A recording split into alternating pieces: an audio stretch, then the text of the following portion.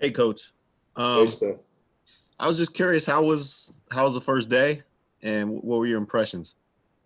Well, I think it's always, you're excited about getting started. It's first day of anything. There's some good, some bad, but it gives you a baseline of, where you are, and hopefully, you can concentrate on the improvement. But a lot of teaching first day, of course, so it's slow moving. So we got to try to get it up to a game-like pace. Our next question comes from David Aldridge of The Athletic.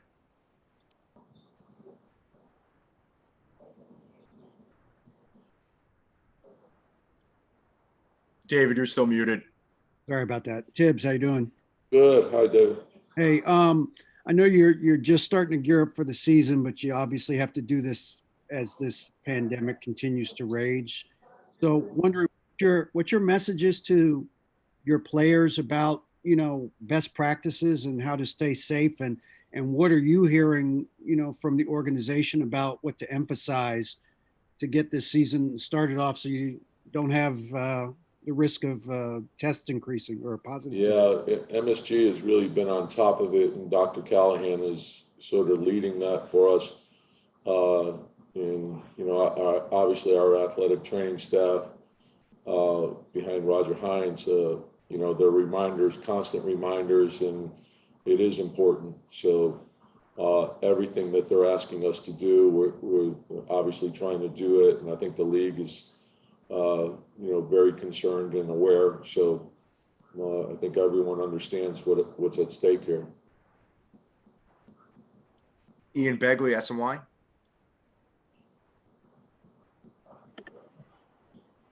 Hey, Tom, have you addressed the group as a whole, or will you do that now that everybody's together? And if you have done that, can you share any part of your message to them? Yeah, I think, we've had some meetings in small groups and individual meetings, that sort of thing, to sort of lay out the plan for the season. And I think that first meeting is a critical meeting because you're sort of setting the standards and goals for the organization for the year. And so I think that's an important part of the season. And obviously it's a long season and there's a lot of different challenges that we're being faced with. And it'll be one of the biggest things will be how quickly can we adapt to everything. And I think that holds true for every team in the league. Mark Berman, New York Post. Hey, Tom.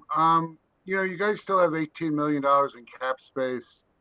I know Leon was there today. I mean, what's your sense? Is this the roster, or are you still wondering if there's going to be some more changes because of the cap space?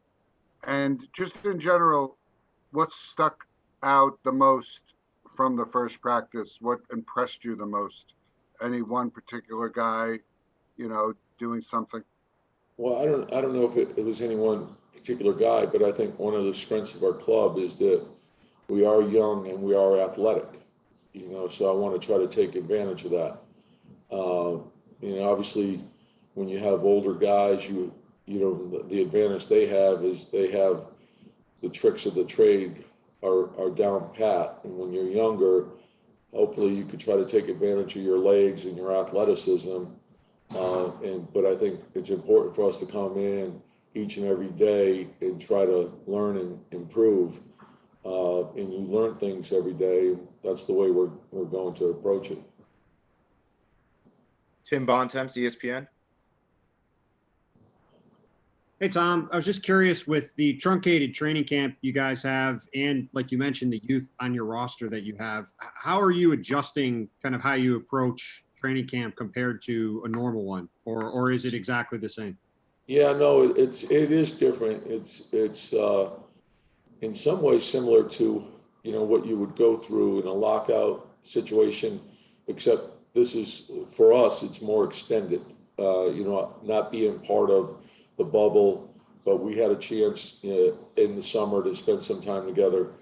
So guys are at different points in terms of conditioning, and certainly there's a challenge with your younger guys from the standpoint of they miss summer league, they miss fall practices, so their adjustment is quite big. And so each and every day, I think not only what we're doing on the floor, but in terms of film study, and individual work, that sort of thing, it will be critical for them. Steve Popper, Newsday. Hey, Tom. You mentioned the conditioning. Without these guys being able to play pickup like they normally would all summer in groups and do all the things that they would do, have you noticed? I mean, is it something you've got to pick up on here? Are they not in the condition they normally would be in? Well, it's different. When we say conditioning, there's the conditioning of running and working out individually, and we know that's a whole lot different than an NBA game, and there's a different intensity level when you put an athletic, strong player onto somebody. That takes a lot out of you. You have to condition for that. So, and as I mentioned, and normally the fall is a time where players ramp it up pretty good, and they're going with contact. And so I think you have to be aware of that. You have to look at how people are feeling, and you're concerned about strains and pulls and that sort of thing. So the stretching component in the recovery part and all that, the correctives, that's a big part of this. Ian Begley, SNY.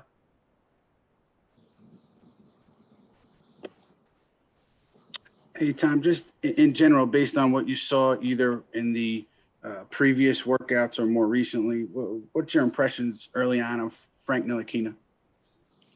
I like Frank. Obviously, we didn't have a lot of time this summer to spend around each other, but I'm getting to know him now, and there's things that he does very, very well. He's got good size. He's versatile defensively, and he works hard. So, I want to see what he can do. We have time for two more questions. The next question comes from Steph Bondi, the Daily News. Hey, Coach, I actually have, it's two questions, so I'm sorry. The first one is, have you settled on any starters yet? Have you locked in on any starters yet? And second question is, Joe Kim Noah recently announced his retirement. I just wanted your thoughts on his career and everything. Yeah, I haven't settled on a starting rotation. I think everything's up for grabs. Starting, finishing, rotation. So I think we'll get those answers as we go. And if you start off, you're not in the rotation. I think, what I've found over the years is that at some point everyone will get an opportunity to be in the rotation. So you just have to be ready. But we'll make those decisions based on performance and what fits the team the best. In terms of in regards to Joe, just thrilled for him. He had an unbelievable career. Take it back to where he was in high school, and then of course at Florida, and then all the things that he did with the Bulls. Just an amazing career. Defensive Player of the Year, All-Star, but ultimately he was just a great teammate and a winner. And I think his career speaks for itself. He's done a lot of great things in the community in Chicago, and I know he's done a lot of great things here in New York as well. But just a great person, a fierce competitor. Thrilled for him in the career that he's had. And our last question comes from Mark Berman in the New York Post. Yeah, Tom, again, two questions. A lot of road games to start the year, and with all the COVID stuff. So when you saw the schedule and all those road games, what was your reaction? And then you didn't answer my question before. I mean, $18 million in cap space. What are you thinking about if this is your roster for opening night? Well, yeah, I think improving your club never ends. So, look, for me, I have to focus on the players that we have here. And I think Leon's job in the front office is every day to look at what opportunities we do have. So Obviously, we could use the cap space to get a player. We could trade. There's a lot of things that we can do. And I don't think that ever stops. I think each and every day, we all have to ask ourselves, how can we make the team better? And it's not any one particular area. I think it's all those areas. It's player development, it's the draft, it's free agency, it's trades. And the good teams in this league, they focus on all four of those each and every day, and that's what we're striving towards.